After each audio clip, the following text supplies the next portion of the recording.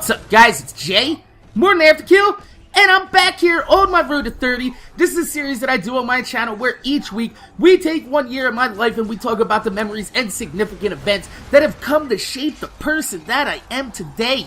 And right now, I am 29 motherfucking years old. By the time this series is done, I will be 30 motherfucking years old.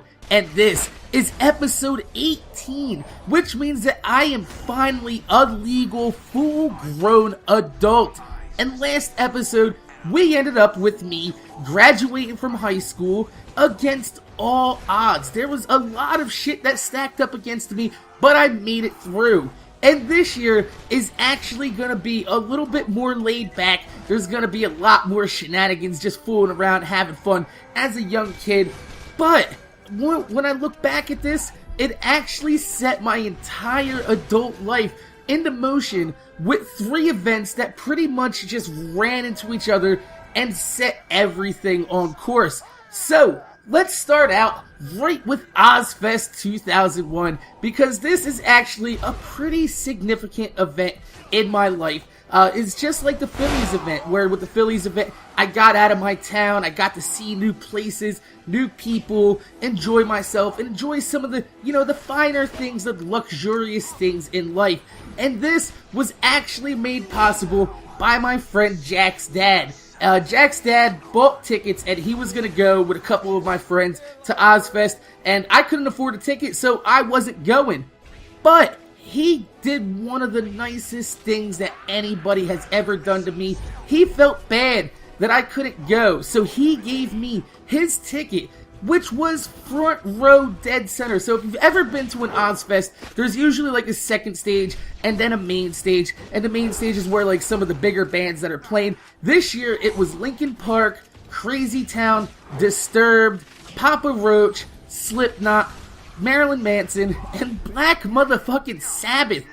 What? This is like one of the greatest lineups ever, not even counting the fact that on the second stage there was bands like OTEP, Hatebreed, Mudvayne, Spineshank. I mean, this was a really stacked event, and I had the time of my motherfucking life. We brought with us, I shit you not, we were gonna bring weed with us, but we felt it was better to bring rolled up joints. That way we didn't have to roll it out in public. So what we did was, we rolled up an entire ounce the night before, and we got probably about a good 40 joints out of it. Some really nice sized joints too, and we put them in a plastic baggie. Now, since everybody else was a little bitch about it, I put the fucking baggie underneath my ball sack, and I just walked into the goddamn fucking place. They search you down, they give you a good pat down. Nobody's gonna be grabbing up underneath my balls, especially on a 90-degree hot summer day. So we went there and we had a blast. We got higher than a motherfucker. One of the funniest things I can remember from that show is right after Hatebreed, who was a smaller band then. They weren't really that big, well known, except on the East Coast they had a pretty good following. There was a dude that came out of the pit, I swear to God, with a bloody boot print on his chest. I swear to God, I don't know if it was just a bloody boot print or if this was a welt that decided to bleed after being stomped in the pit pretty hard. But all I know is that this was a very cool day, and it was made possible by one of my friend's dads, who actually showed me like the same compassion that he would show, one of his own kids. And I never had that from a man in my life, to just have somebody, just say, here, I hope you go and enjoy yourself. And I paid him back too. I went and I got a job at a place that was a pretty much a shitty ass video store, and I worked there for 2 weeks, got the money, and I paid him back for that goddamn fucking show, because he was nice enough to give me that ticket, so I was nice enough to pay him back his $60 motherfucking dollars. So, that pretty much summed up that entire summer right there, and I went up and I got my license. Now, since I had my license and I was a bit more mobile and I was able to get around, I broke up with my girlfriend. Yes, I know, she was a little bit older than me. We've been together for like a year and a half, somewhere around there. We were together for a very long time, and it was just too much effort trying to dodge her mother and her whole family, because, she lived with her sister and her little brother, and it was just a big bad situation trying to get in the house, out of the house, and getting pussy without anybody knowing I'm there. Because if you've ever gotten pussy in your life, you know that people can tell when people are getting pussy in the house. It's like a natural thing. You can fucking smell the sex in the air. You're like, I smell pussy! Who's getting pussy? I'm not getting pussy. We gotta find out who in this house is getting pussy. So, I broke up with her, and I pretty much just kept it solo for that point in time, which was actually, in my teenage years, one of the first times that I didn't have a girlfriend or have a girl that I specifically was trying to fuck for at least a couple months. So I got my license, and my mom actually did one of the nicest things that she's ever done for me, and she gave me a 1985 Cutlass Supreme V8. Now, this car wasn't the greatest car in the world. It was still American, it was still V8, and it was still rear-wheel drive, which I really wanted a rear-wheel drive V8 car. And my mother actually got one as a tip from her customer, and me and my friends actually talked about it, and we're pretty sure that my mom probably fucked a guy for a car. We're not sure about that, but nobody really leaves waitresses tips as cars. Nobody says, here, that was a damn good coffee. Take my car, bitch. Nobody says, take my car, bitch. But the guys, honestly, this is what my mom told me, that a guy gave her a car. So she gave me the car that I could use it. Now, since right now, I was like, man, I was fresh with my license, and I was like, I am never gonna drive high. 2 hours after getting my license and getting into this car, I was driving around by my grandpa's house, which he lived in like a very nice place and a very nice neighborhood. Now, it was one of those type of neighborhoods that every fucking street is a cul-de-sac, so there's only one way in and only one way out. And we used to go out there because riding around in our area, in the hood, you know, it was very, very infested with cops. Nobody wants to get pulled over. So we went and cruised out to the pretty nice area, which was like maybe 20, 25 minutes down the highway. And we went through this cul-de-sac.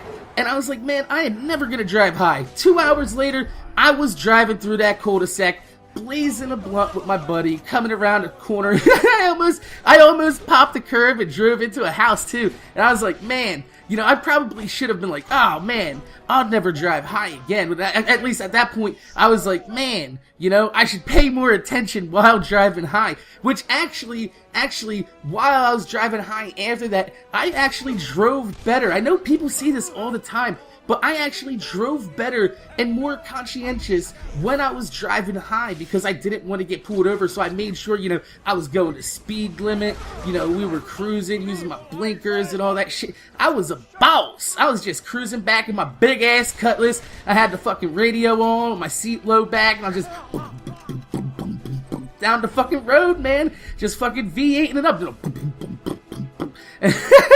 So anyway, I had to get insurance on this car because, you know, I almost drove it through a house. I figured it's a good idea to get some motherfucking insurance. So, I go to the insurance place and I realize that I can't afford my own insurance policy in my name because I'm 18 years old, I'm male, it's a V8 car, it's rear-wheel drive. Everything just stacks up to where they want to charge me like $1,500 motherfucking dollars a year for basic liability. No theft, no fucking full coverage, accidental and shit like that. Just basic fucking liability so that if anybody else hits me, they get paid. I don't get paid for shit. I'd have to sue their fucking insurance to get my money. So anyway, I couldn't afford this. And my mom actually, you know, she fucking picks up the ball here. And she puts me underneath her insurance policy. And I pay the dividends of how much it went up, which was like a couple $100 a month. So I was like, yeah, I can afford this. And I got a job at EB Game World.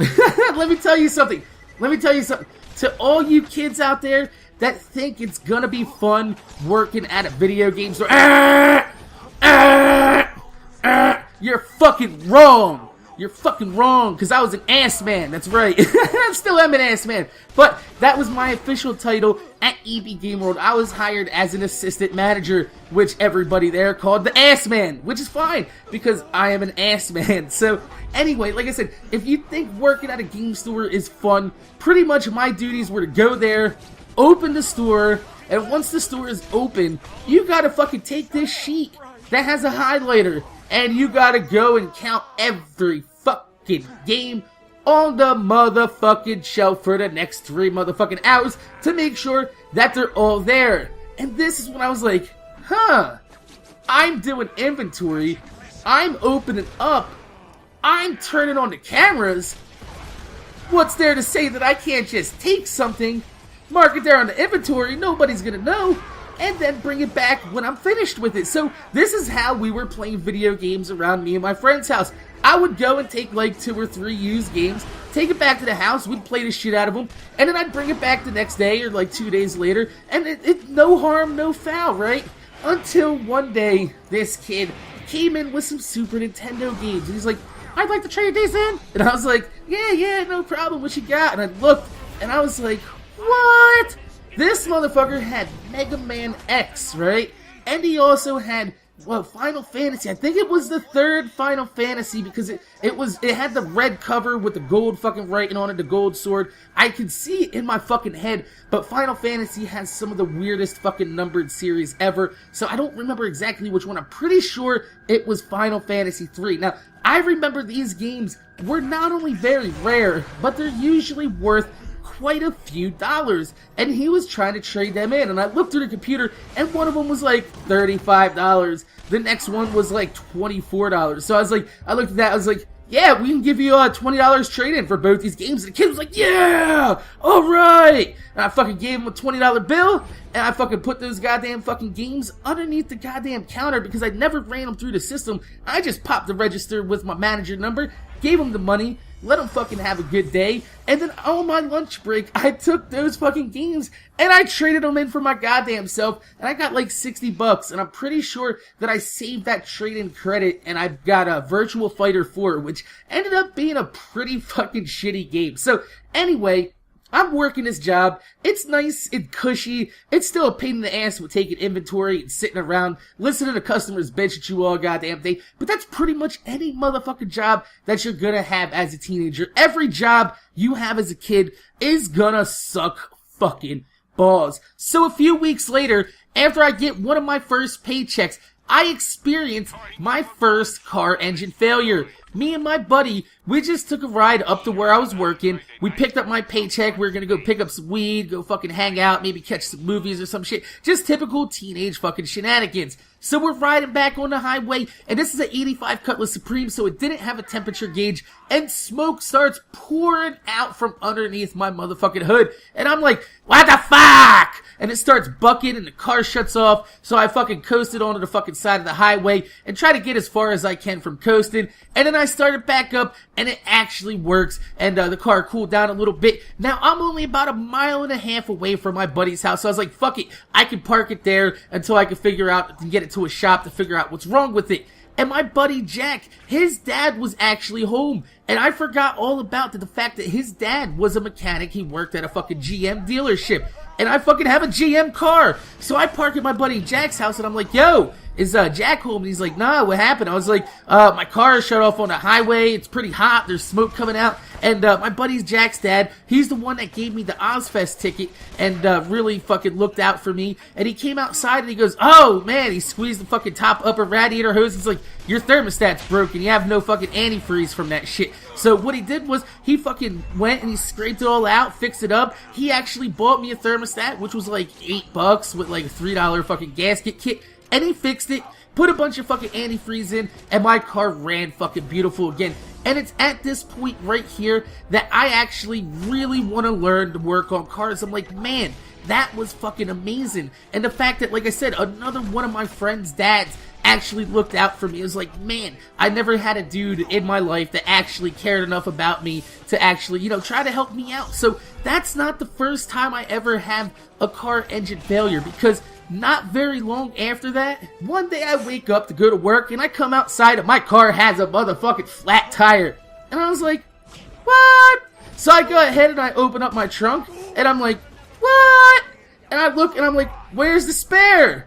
I fucking call my mom, I'm like, there's no fucking spare in this car. And she's like, what? Right? So I call up my manager, and I'm like, yo, dude, I can't open the store today. I can't get to work. Fucking, he's like, what? This is pretty much how it'll have. Everybody's like, say what? Fucking, But yeah, I couldn't make it to work that day, which means I couldn't open the store, which means that the employees there that were supposed to work couldn't fucking work, so they got paid for not even being there. The store made no money, and the manager was like, motherfucker, I cannot have a store that does not motherfucking open, and he canned my ass.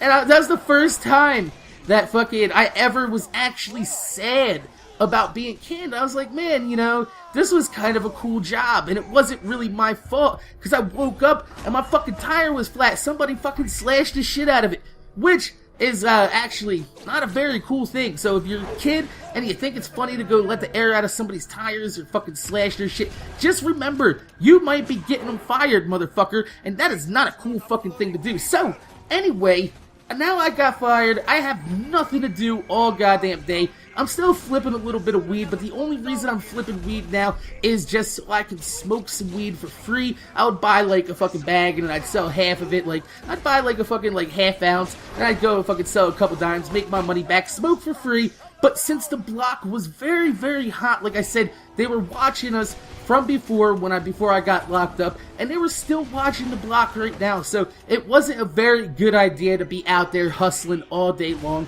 only just to your friends, just to make a couple extra bucks back. That is not a bad thing, because then everybody smokes and everybody has a good time. So, anyway, I was just fucking, I had nothing to do. I woke up one day, and I saw the keys to my car sitting there. I was like, yeah, this is gonna be fun. For the first time in my life, I take my car about 3 blocks away, back where I've never, ever seen any motherfucking cops, and I fucking stop in the middle of the street. I look around, nobody's around, and I just fucking rev up the engine, fucking try to burn it out a little bit. I got a nice little bit of out of it, but the car didn't have enough power to do a stand-in brake stand burnout. But I got like halfway down the street, and I looked over and that's right, I am being pulled over for the first time in my motherfucking life. Now, I am nervous as a motherfucker because I already know that the cops are watching, and I'm like, man, this motherfucker is gonna search me. So I pull over, he comes up from behind me, I hand him my license, and he looks at it and goes, what the fuck is this? And he throws it back at me. I was like, that's my license, like, this is a piece of paper. And I was like, no, I was one of the first people in my state to get what was called a graduated driver's license, which means for the first 6 months of having your license, you had a piece of paper that looked like a permit, and it had 2 stamps on the back and 2 holograms on the back. 1 hologram meant it was a permit, 2 holograms meant it was a license. But the cop has never seen one in his fucking life, and he looks at it, and I tell him, I'm like, look, this is the new GDL, blah, blah, blah. I showed him all the paperwork and shit, and he was like, look, I'm not gonna be a dickhead. I'm not gonna write you a ticket. But I just want to let you know that I was young once. But if you're gonna go and try to do a burnout, make sure there's no cops around before you do it. I was like, what are you talking about? I looked around. He's like, yeah, you might have looked around when you first stopped, but before you started ripping ass on the fucking motor, I was parked right behind you. And dude, he actually said, I was like, man, I don't know if this kid's actually gonna rip it up or not. And I ripped the tires right in front of him. So he thought it was actually pretty funny. I didn't think it was very funny being pulled over by a cop. But he was like, look, I'm not gonna give you a ticket. I'm gonna follow you home. You are gonna park your car. And I parked my car, and he chalked my tire. And he said, I am gonna come by tomorrow. If this chalk mark is not there, or you've moved this motherfucking car, I am gonna write you every goddamn ticket I can. And I was like, alright. So I put the keys up for the day. And right there, I really learned that, you know, cars are not toys. They're not meant to be fucked around with. I could have ran over a kid that day because I was actually on a residential road, residential neighborhood. It was like 25 miles an hour. And by the time I got my car down the street and I got pulled over, I was doing probably a good 60, 70 miles an hour. So it looks like a lot of fun. But in reality, when you think back and you look at it with the Monday morning quarterback syndrome, you realize that is a very, very dangerous situation. But I'm not going to have to worry about that for very long because Reality Check Tech is about to come by and they're about to write me the biggest check in the motherfucking world because I am sitting with my buddy up in his house and we are smoking a blunt. Now, this is actually funny because we had a camcorder at the time that I borrowed off my grandpa. We had it sitting on there, and we were recording us smoking because we always said we say the funniest shit. Like, we laugh all the time when we're smoking, but then when we're fucking sober, we can't really remember exactly what the fuck we were laughing about. So, our idea was to fucking record us smoking and fucking watch it back and fucking laugh about what the fuck we were saying when we're actually sober, right? So we're sitting there fucking smoking and shit, and I actually gave my friend the blunt, and he dropped it, and he still has the scar on his fucking chest where the blunt just it fell on his chest and burnt the shit out of him. And I got that on fucking video, but I don't have the videotape anymore. He actually has the videotape. I don't know if he still has it, but I would probably doubt, since he's moved like 2 times since then, that he probably doesn't have that videotape anymore, especially since we're talking about something that happened like 12 years ago. So we're sitting there and we're smoking, and all we heard was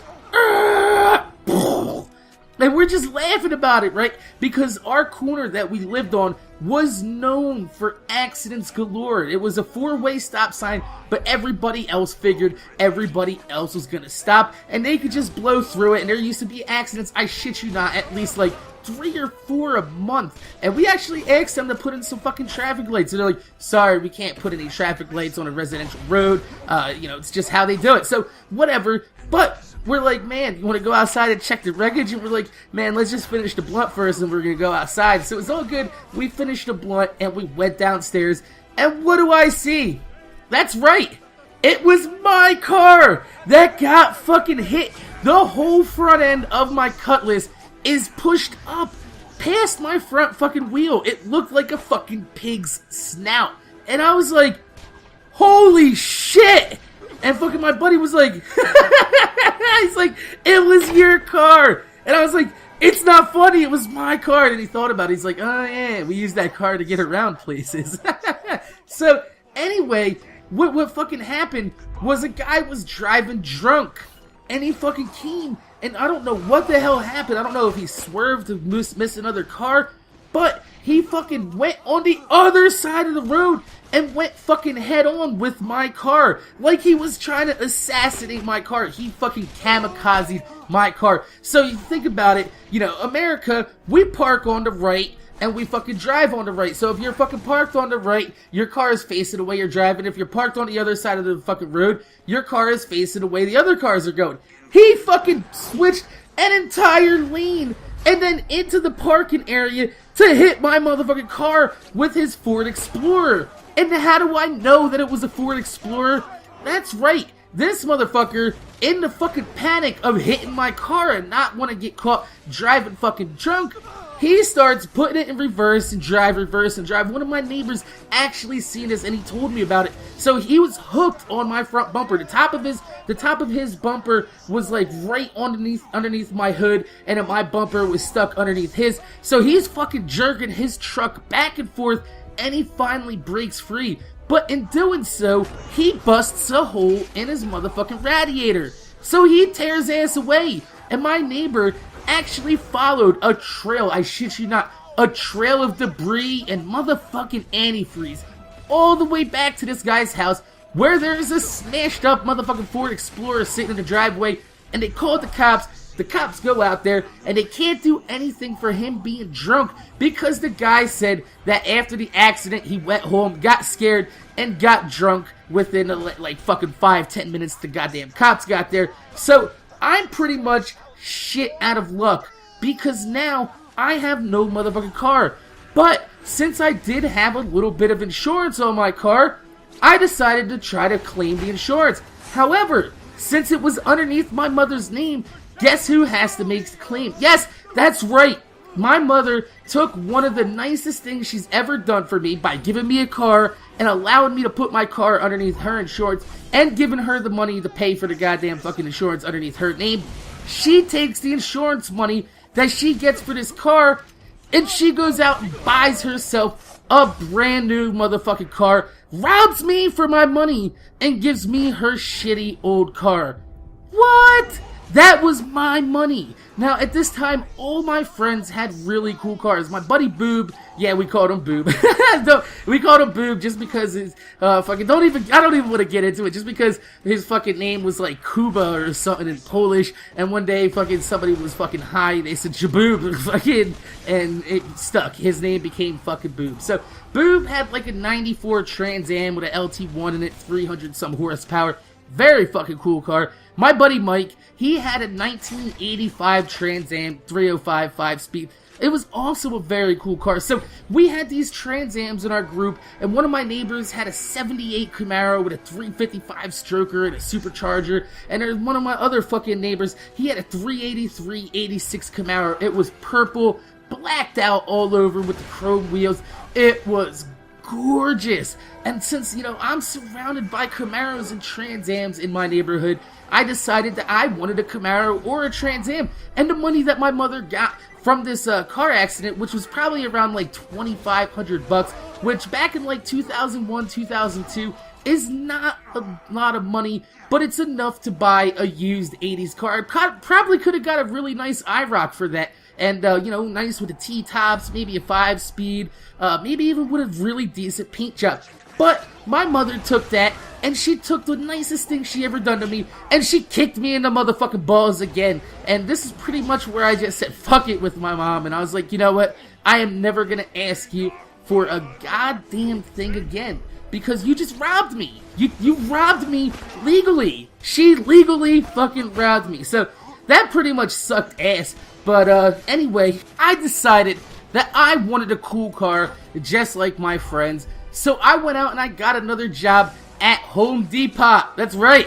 I worked at the depot. Depot, whatever you want to motherfucking call it. I called it Depot because it's funny. It's funnier to say Depot. So anyway, I got a job at the Home Depot, and it was actually pretty good job. They paid like $11 an hour, which at the age of 18, making $11 an hour legally is actually pretty goddamn fucking good. So it was actually a pretty cushy job. I was a cashier, and I specialized in the garden motherfucking center. That's right, what up? Put your hands up. You know why? Because that means I just got to sit outside. I go, boop, boop. I had this little gun, and people would come by with like flatbeds of fucking like, they would have, I shit you not, like a bunch of bricks. And I'd be like, how many bricks you got? And he's like, 100 bricks. And I'd type in 100, and I'd scan the book, boop, give me my money. And it was always charged. Everybody charged. Charge. So it was like the easiest job in the motherfucking world, and one that I didn't have to put a lot of time or fucking effort into actually maintain it. So one day, I was walking in, and I was going to get my little fucking orange Home Depot apron. That's right, the orange apron. I was rocking the apron. So I was going to get my apron out of the locker, and I realized they had orientation going on, and I was like, fuck! Fucking, I don't want to be the asshole to bust in after like 2 or 3 weeks on the job and fucking, you know, bust in the orientation and go into one of the lockers there and grab my apron. But I was like, man, I can't go out to the floor if I can. Fucking, I gotta grab my apron. So I just bust into the orientation and I stroll across. You know, I try to make light of situations when I'm very, very tense. So I kind of like, you know, I got a little fucking shit-eating grin on, and I kind of just, you know, boop, boop, boop, like cartoon character walks, swinging my arms past, like, trying to fucking make it look like I'm trying to be quiet, like, you know, boop, boop, like I'm fucking trying to walk silently, like, without nobody noticing me there. Yeah, anyway, so I grabbed my apron, and this guy, Lionel, that worked there, he was the manager, he did all the orientation, just got done telling this class that, you know, for the cashiers, they've recently had a shortage of those little counterfeit pens that you use to check to see if the money is real, and that their new policy was, after each shift, you have to send it up with your till, which means you take all your money, you put it in a cash bag, count it up, wrap it up with the fucking receipt, toss it in your goddamn fucking pen, zip it up, and they literally had a bank tube system. If you don't know what a bank tube system is, you will right now, because you just put it inside a little canister, you twist the top, you put it in there, you push the button, it goes, and then it goes all the way across the fucking store through this goddamn tube, like the fucking banks do. You know what I'm talking about? Like, hi, welcome to Commerce Bank, and the fucking things pulls down, and they're like, put your money in there. We want to take your money through. Fucking, they had a bank tube system. So he just got done telling that the new policy was when you sent your till back, you had to send your fucking little counterfeit pens because these things were very expensive. He said they're like $4 or $5 a piece. Now, I didn't hear this part because, you know, I'm walking through the orientation. I'm not paying attention to what he says. I grab my apron, I shut my fucking locker, and I start fucking walking away. And as I walk away, I shit you not, like 19 of these fucking counterfeit pen checkers go all over the goddamn fucking floor. And he turns around and looks and he goes, I guess we figured out where those counterfeit pen markers went, right? And I kind of laughed it off because I was tense and he was laughing too. He thought it was funny.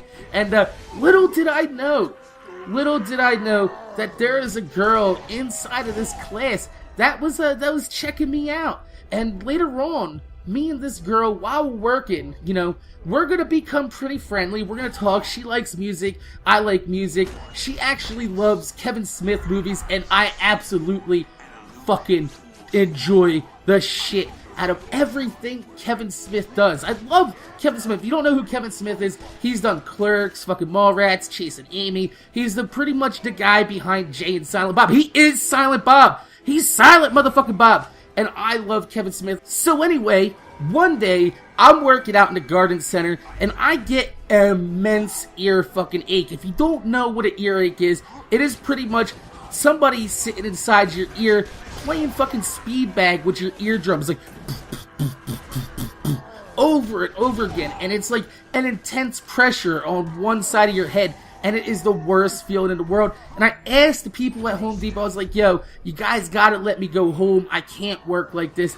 It is killing my head. And they're like, I'm sorry, you have 3 hours left on your shift. You're gonna have to, you know, put it out because I'm the only person that was working in the garden center that day. And, you know, so I sat in my little booth and I closed the goddamn booth. I am not taking a goddamn customer. I'm just gonna make sure people are not fucking stealing then. You wanna have me out there in a goddamn fucking booth trying to ring people up with the side of my head being kicked in the fucking ear by a goddamn midget? No, it's not gonna happen. So I'm sitting in my booth, and as I do it, like, I'm fucking holding my head, and I can't help it because the pressure in my head's pushing out on my sinuses, and I have a couple tears coming out of my eye, which, you know, the girl that I was actually friendly with that was checking me out inside of class, she comes over and notices, and she's like, oh, you poor baby. And she grabs my head and she starts stroking my hair and she puts, you know, my head up against her bosom and she starts rubbing my shit. I'm like, yeah, this is alright. Take care of me. I'm in pain. I hurt, baby. I hurt. So, anyway, we end up becoming pretty friendly and we go to hang out. One of the first times we hung out, we went down to Philly, we went down South Street, grabbed the fucking cheesesteak from Jim's, because anybody from Philly knows that only tourists go to Geno's or Pat's. If you want a real fucking cheesesteak, you get your ass down to South Street and you get yourself a motherfucking Jim's cheesesteak. It is the best cheesesteak in the world. It'll make you buy 2 cheesesteaks, one to eat and then one to take home to eat later, because Philly is a bitch to drive in. So, anyway, we were chilling, we were hanging out. After Philly, we went back to chill at her house. Yes, she had her own place, which was actually a house on a farm that her fucking parents owned. Well, her grandparents actually owned it. And there's another house on there, like, probably like a football fucking throwaway, where, you know, her grandparents lived. But there was an extra house on the lot, and they let her have it, the entire fucking house. So this is pretty much where I'm gonna chill for the entire summer. I'm hanging out with her, having a good time. We were watching some TV. We actually watched Clerks together, and then when we get to that part where it goes, how many dicks have you sucked? And she's like, 36. He's like, what? Is that including me? She's like, something like 37. He's like, 37.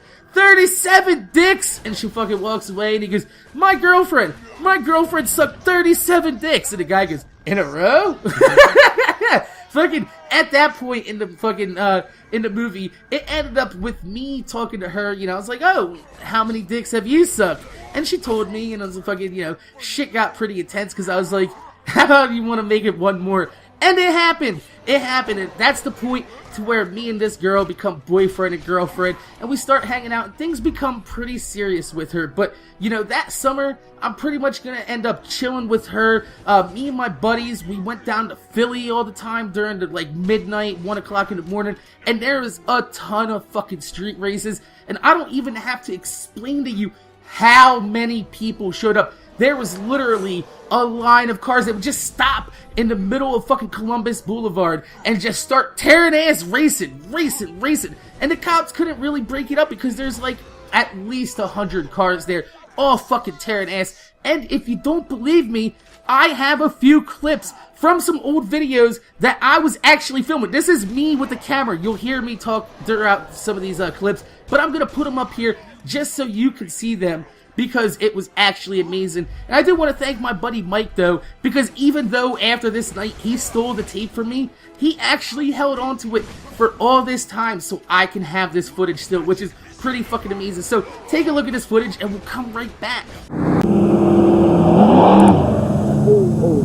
Oh my god!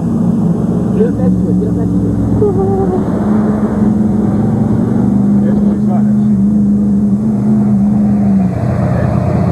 What you got in that?